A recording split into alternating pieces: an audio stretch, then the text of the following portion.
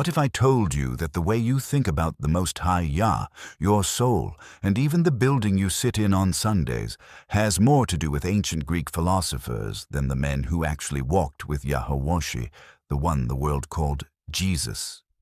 For centuries, a silent war was waged between the Hebrew heart and the Greek mind.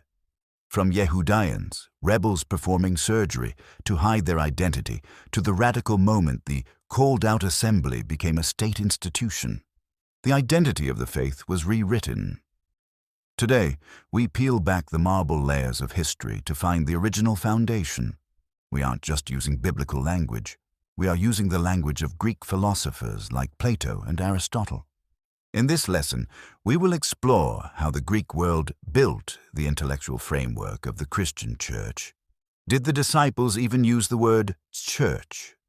And how the modern institution differs from its humble beginnings, and what was lost when we traded the Hebrew roots for the Greek academy. Let's dive in. If you had asked the disciple Peter or John where the church was, they would have been confused. The English word church actually comes from the Greek word kyriakon, meaning belonging to the Lord. However, the word used in the original Greek New Testament is ekklesia, etymology of ecclesia. It comes from ike, out of, and kaleo, to call. In the Greek context, in ancient Athens, an ekklesia was a secular political gathering, a called-out assembly of citizens who met to discuss city affairs. However, the disciples' usage. When our Messiah said, "On this rock I will build my church," Matthew 16:18, the Greek text uses ekklesia. However, Yahweh likely spoke Aramaic. He would have used the word kahal, which simply meant assembly or congregation of Israel. Not the word church. Church is a Greek thought, not Hebrew. For the disciples, church wasn't a building or a hierarchy. It was a group of people called out from the world to follow a new king. They didn't go to church, they were the church. Let me repeat, our ancestors did not go to church, they were the church. Let us see how our ancestors got caught up and became part of the Greek mindset. Deuteronomy 31:1-2. When Moses had finished speaking these words to all Israel, he said to them, "I am now 120 years old. I am no longer able to come and go. And Yahweh has said to me, you shall not cross the Jordan." When we read those words, it should leave you feeling a certain way and consider the struggle that Moses had to go through just because of his love he had for the nation of Israel, his interest for his people, and because of their stiff-necked behavior, he could not go into the promised land because they pushed him to the limit. Let's read verses 26, Deuteronomy 31:26-27. "Take this book of the law and put it beside the ark of the covenant of Yahweh your Elohim, that it may be there as a witness against you. For I know your rebellion and your stiff neck. If today, while I am yet alive with you, you have been rebellious against Yahweh, then how much more after my death?" Can you imagine that? Moses was prophesying what would happen to the Israelites, our ancestors, and we are living that prophecy today. He says, "Listen, I know how you people are. I've tried already. This is the reason why I could not enter the promised land. It's because of you. And I know while I'm alive you have not changed and how you have acted. Just imagine when I'm gone, no longer here, your behavior and stiff neck will be unimaginable." Let us continue. Deuteronomy 31:28-29. "Gather to me all the elders of your tribes and your officers, that I may speak these words in their hearing, and all heaven and earth to witness against them. For I know that after my death you will become utterly corrupt, and turn aside from the way which I have commanded you, and evil will befall you in the latter days, because you will do evil in the sight of Yahweh, to provoke him to anger through the work of your hands, and evil will befall you in the latter days." In the what days? "And evil will befall you in the latter days, because you will do evil in the sight of Yahweh, to provoke him to anger through the work of your hands. In other words, you people, you stiff-necked people, hear this. The time is coming in the future days. You're going to find yourselves in deep bathed in evil. The Hebrew definition for the word evil is raw, ahi. It means to spoil, literally by breaking to pieces. Figuratively, to make or be good for nothing, i.e. bad, physically, socially, or morally. Moses was telling them, in your generations to come, the nation of Israel will be taken as spoil, you will be broken to pieces and become good for nothing, physically, socially, or morally. And here we are. Some of our people as we speak have already celebrated the heathen holiday, Christmas. Those of you who are waking up into the truth are struggling with your families because of these pagan holidays. There will be many people who will not agree with you, and you're going to have a lot of pushback because you have made your mind up to follow Torah and reject these pagan holidays. Therefore, unless you have the history of the church, you are flogging a dead horse. It is imperative that you to have these histories to help bring clarity to our understanding. Because we have been scattered all over the world, the Caribbean, America, South and Central America, Canada, the UK, Africa, and all these different places. These are the places that we have found ourselves scattered by the Most High, because our people past and present have rejected His Torah and replaced it with the pagan Greek philosophy. Remember that we didn't choose the places to live. We were forced by Yah Himself. We are what you call, the tokens of war. We are the spoils of war, right? Let us look at our history in 1 Maccabees to get an understanding of what happened to our Hebrew people and how we got caught up in the Greek mindset. 1 Maccabees 1:1-2. After Alexander, son of Philip, the Macedonian, who came from the land of Kittim, had defeated King Darius of the Persians and the Medes, he succeeded him as king. He had previously become king of Greece. He fought many battles, conquered strongholds, and slaughtered the kings of the earth. Verse 3-4. He advanced to the ends of the earth and plundered many nations. When the earth became quiet before him, he was exalted, and his heart was lifted up. 4. He gathered a very strong army and ruled over countries, nations, and princes, and they paid him tribute. We read Alexander plundered of many nations. Plundered many nations, and that is not just about gold and silver and booty. He took spoils, and the spoil was people. Spoils are also people, right? The Greeks took lots of different things and displaced people. Many of you all may have looked at some of the news reports of people in Afghanistan, even places like in Pakistan, and you see people with blonde hair. And you're trying to figure out, well, how is this possible in that region of the world? And history has recorded that's one of the places that Alexander's army went through and populated areas. When our Messiah returns in the scriptures, it spoke about the nations will have to bring arms, riches, wealth, up to our King of Kings. The book of Psalms and all the prophets testify this. 1 Maccabees 1:5-7. After this he fell sick and perceived that he was dying. 6. So he summoned his most honored officers, who had been brought up with him from youth, and divided his kingdom among them while he was still alive. 7. And after Alexander had reigned 12 years, he died. 1 Maccabees 1:8-9. Then his officers began to rule, each in his own place. 9. They all put on crowns after his death, and so did their descendants after them for many years, and they caused many evils on the earth. This is a very interesting statement here recorded in the scriptures, that many, in other words, numerous evils were multiplied by who? The Greeks for many years. We don't see this in any other places of the Bible, but right here, as this was the beginning when evils was really multiplied in the earth. Because this was like one of the first nations that went above and beyond to rewrite history. The Babylonians didn't do this, the other nations didn't do this, but the Greeks, they went through to rewrite a lot of things historically, and evil was one of them. 1 Maccabees 1:11-14.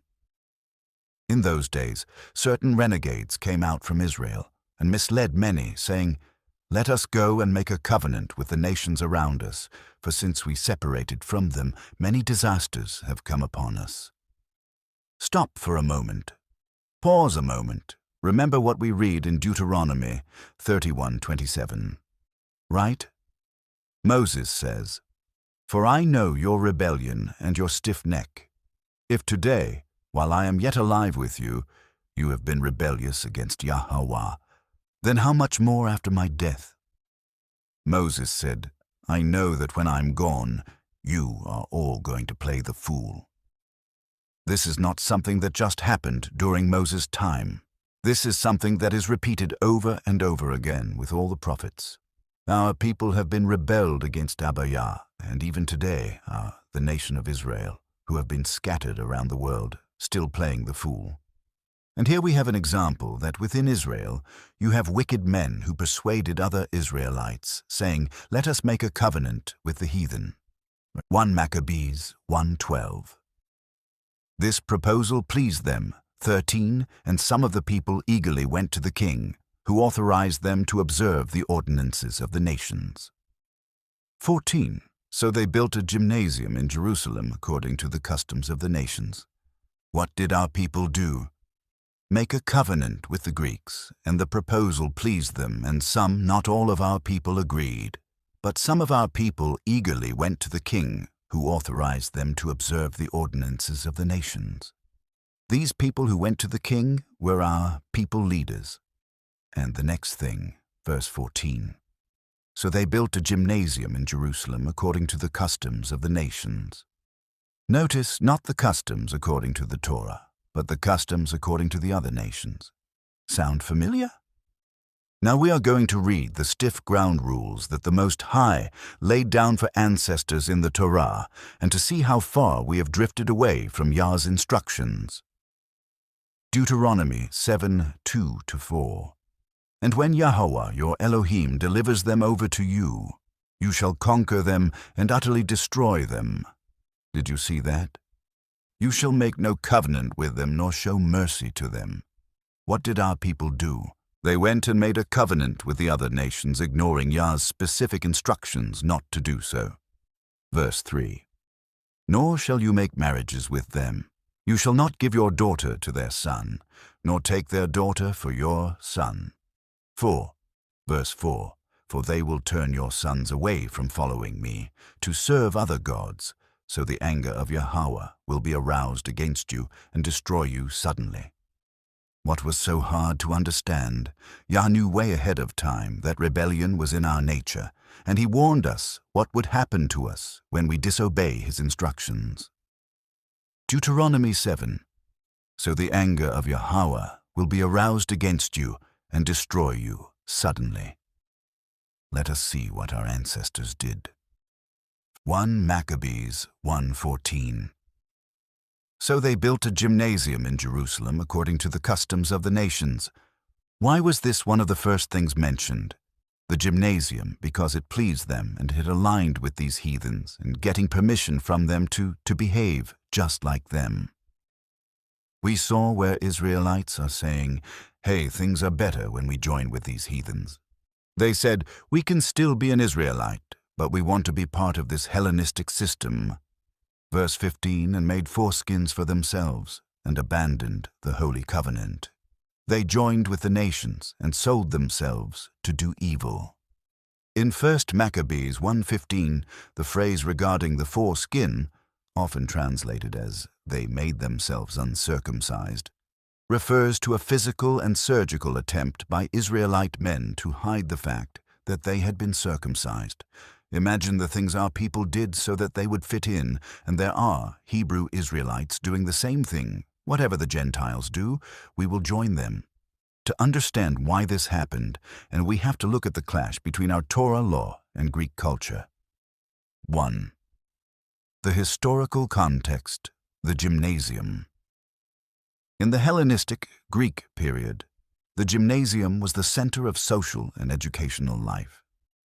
Greek athletes performed and exercised in complete nudity. The conflict. To the Greeks, the circumcised male body of an Israelite was seen as mutilated or visually unpleasing. The social pressure. Israelite men who wanted to advance in Greek society, business, or politics felt ashamed of their circumcision when they stood naked in the gymnasium. It was a visible mark that they were different from the Greeks. 2.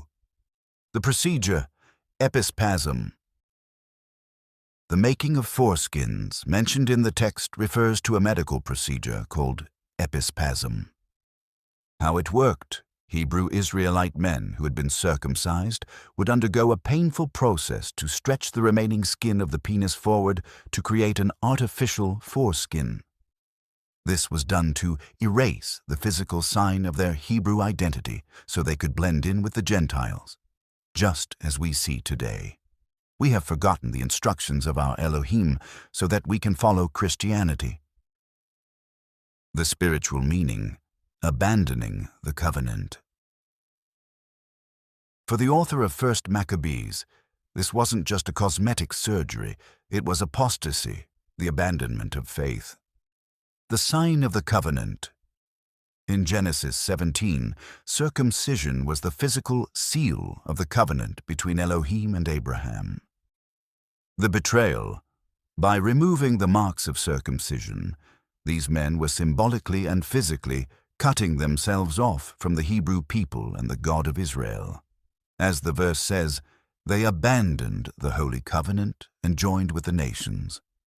It shows the extreme pressure of Hellenization, Greek influence. The temptation. It shows how powerful the desire to look Greek and think Greek was, even to the point of altering one's own body to fit in. That has flooded the Christian church and doctrine today. No practice of Torah can be found. Why? Because of the Greek influence on our people. To get our Hebrew Israelite to keep the Torah feast days, you would have a fight on your hands. But mention Christmas, Halloween, Easter, they would not hesitate. Our people is still doing this to this very day, still trying to fit in. The modern parallel. We can see how the Greek mind, aesthetic, logic, social standing, has often competed with Hebrew roots, the covenant, obedience to Yah's law, throughout church history and lifestyle that was practiced.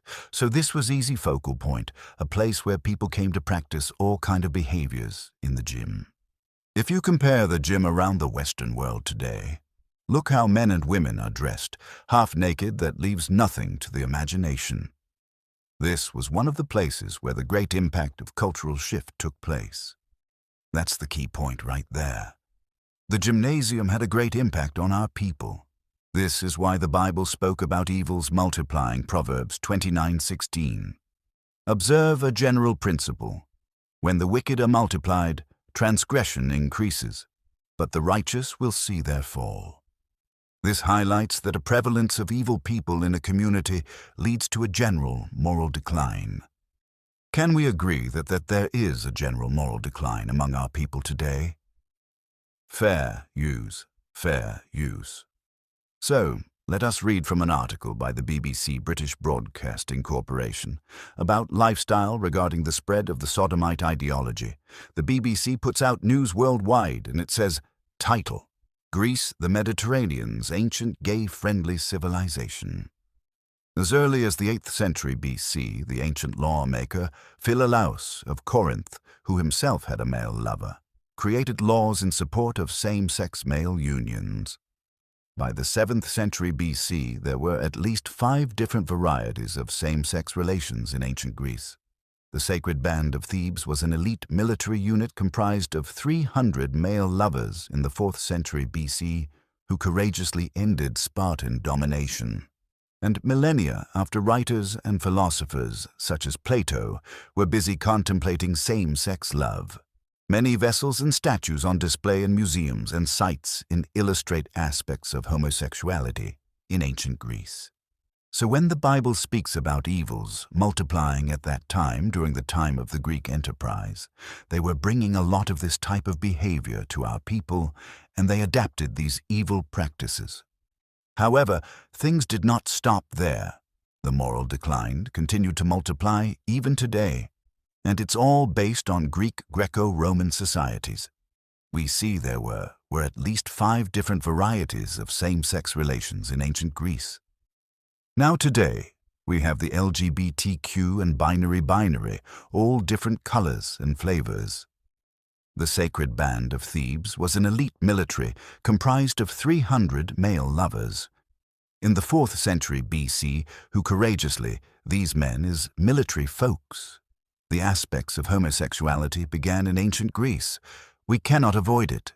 When you open about Greece, ancient Greece in particular, all you see is a multitude of naked statues, and it is all sodomite. Sodomite.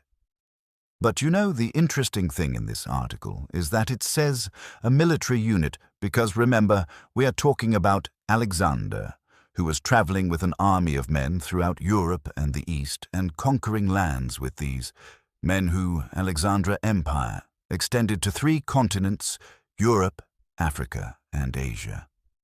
And as we have just read, the military was very much into the sodomite lifestyle. So, what else do you think they have been spreading besides disease? Well, the answer is simply they were also spreading their philosophy. Remember that during the 8th century, Philolaus was a lawmaker.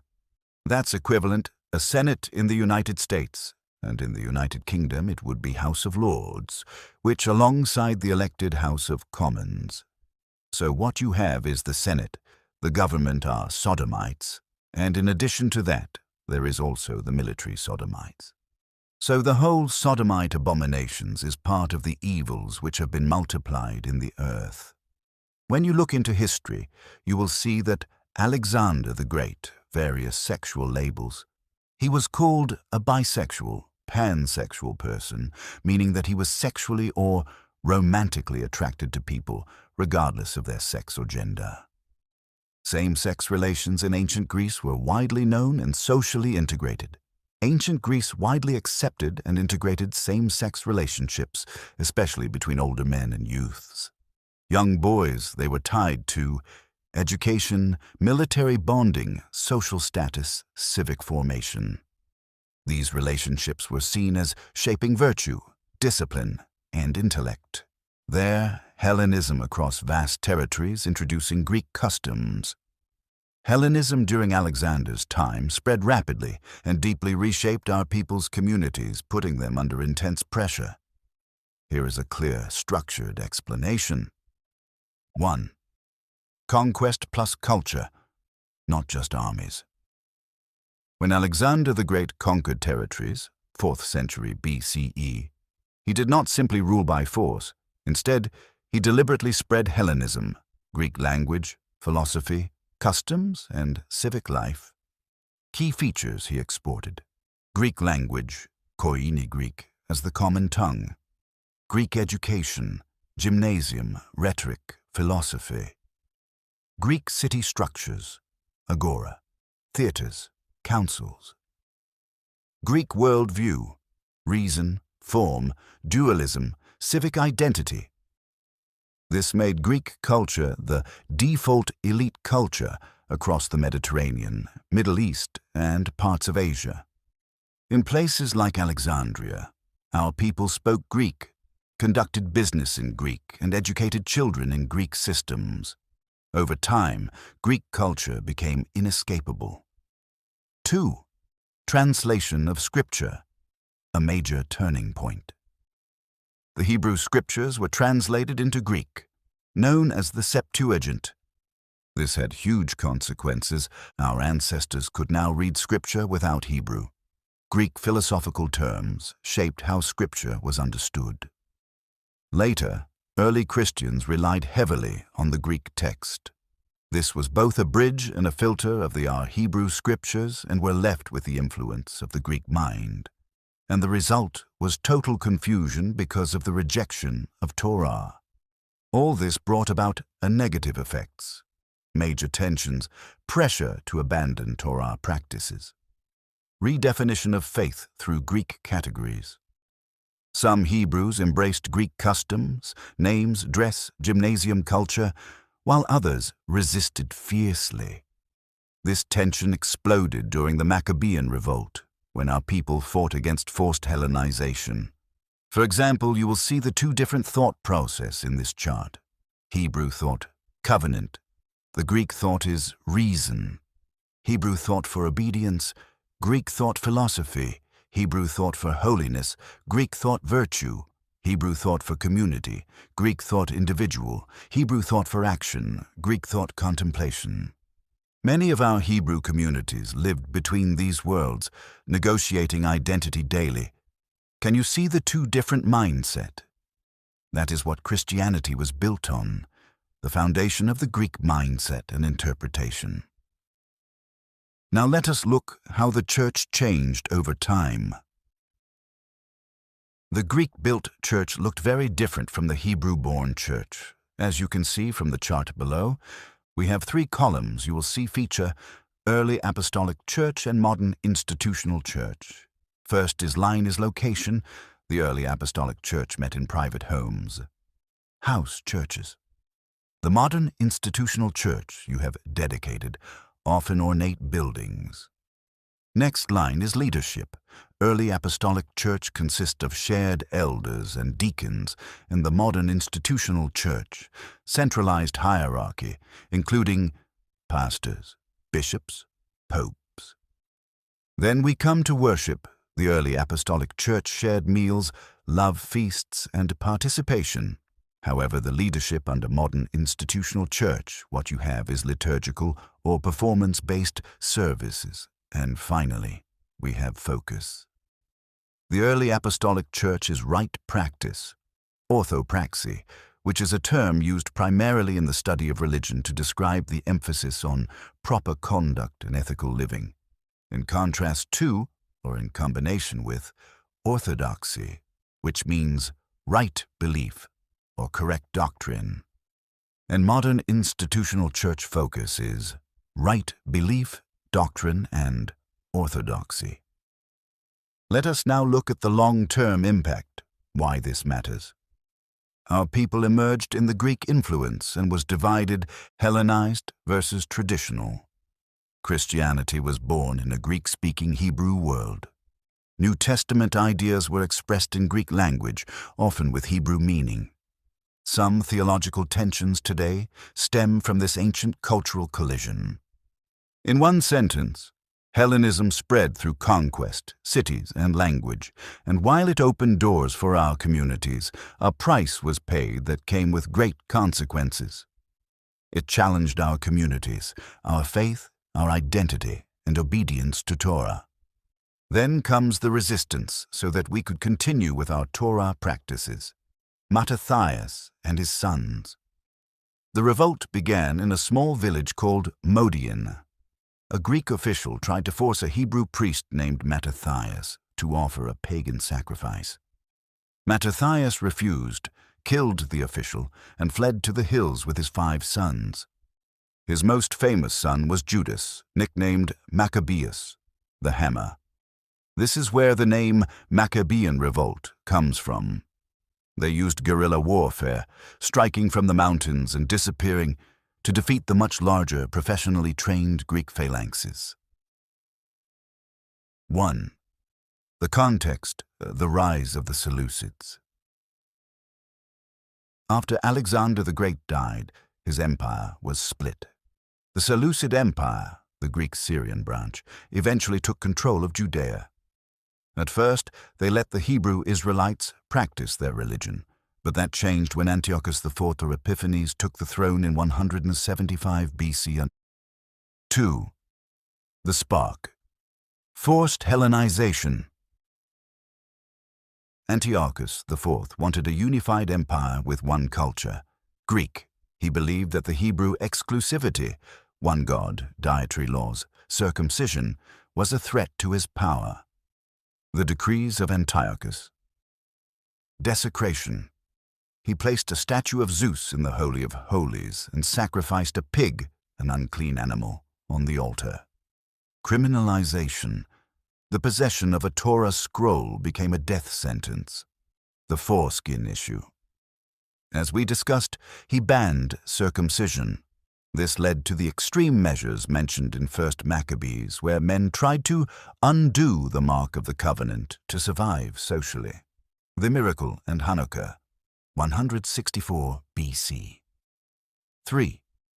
Against all odds, the Maccabees recaptured Jerusalem. When they entered the temple, it was in ruins and defiled. They cleaned and rededicated it. The word Hanukkah means dedication. The political aftermath.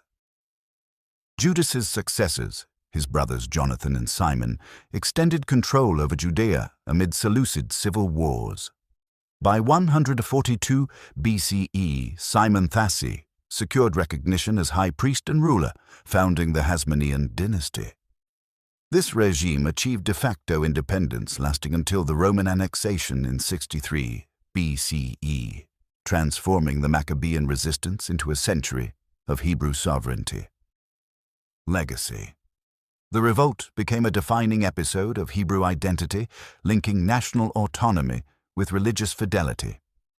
Its story, preserved in the books of 1 and 2 Maccabees and by Flavius Josephus, continues to symbolize resilience against persecution and the enduring struggle for faith and self-rule. The Greek victory in the long run. While the Maccabees won the military war and established the Hasmonean dynasty, a subtle intellectual shift happened. Within a few generations, the Hebrew leaders themselves started adopting Greek names, like Aristobulus and Alexander, and Greek styles of government. This is the critical point for our lesson. Even when the Hebrew people won the physical battle, the Greek reign, influence, had already saturated the mind of the ancient world. Yah's sovereignty in the silence. The Maccabean period is often called the 400 years of silence because there were no active prophets. Yet Yah was clearly moving to preserve the lineage and the law that would eventually lead to our Messiah and King. The lesson here, even when Abba Yah seems silent or absent from the political or cultural landscape, he is active behind the scenes. We can have confidence that the Most High is always working to preserve a remnant and fulfill his promises, even when the world seems to be winning. The Constantine shift. In 313 AD, Christianity became legal, and later the state religion. It adopted the Roman basilica, a government hall, for worship and the Roman administrative structure for leadership. The called-out assembly became a state institution. The influence on today's church. Greek philosophy is the hidden operating system of modern Christianity. Analytical preaching, the three-point sermon, is a descendant of Greek rhetoric, the art of persuasion. Creeds and confessions, the focus on precise logical definitions of God, like the Trinity, uses Greek metaphysical language, e.g. ousia for substance. The Hebrew mind, there is only one God, not three. But the Greek mind God is split into three, hence birth of the Trinity. Intellectualism. Modern seminaries focus heavily on systematic theology. The Greek way of knowing through the mind, High is always working to preserve a remnant and fulfill his promises, even when the world seems to be winning. The Constantine shift. In 313 AD, Christianity became legal, and later the state religion. It adopted the Roman basilica, a government hall, for worship and the Roman administrative structure for leadership. The called-out assembly became a state institution. The influence on today's church. Greek philosophy is the hidden operating system of modern Christianity. Analytical preaching, the three-point sermon, is a descendant of Greek rhetoric, the art of persuasion. Hence birth of the Trinity. Intellectualism. Modern seminaries focus heavily on systematic theology, the Greek way of knowing through the mind. The modern church is a hybrid. It has a Hebrew heart, the Scriptures and the Messiah, but a Greek mind, the logic and the structure. Understanding this helps us distinguish between the message of Yahawashi and the culture that has shaped how we talk about him. As we've seen today, the story of the Maccabees isn't just an ancient history lesson. It's a mirror held up to the modern church. It shows us the cost of compromise, the power of a faithful remnant, and the reality that Yah is always working, even when the heavens seem silent. But to truly understand why the Maccabees had to fight so hard, and why the people fell into such darkness in the first place, we have to go back further. We have to look at the patterns of the heart that was set long before the Greeks ever arrived. If this study has challenged you or helped you see the roughly 400-year gap between the Old Testament's final book, Malachi, and the New Testament's beginning, John the Baptist, Yahawashi, often called the silent years, in a new light, please take a moment to share this video with someone who needs to hear it. Don't forget to hit the like button and make sure you subscribe so you don't miss the journey through the Torah. Until the next lesson, Shalom.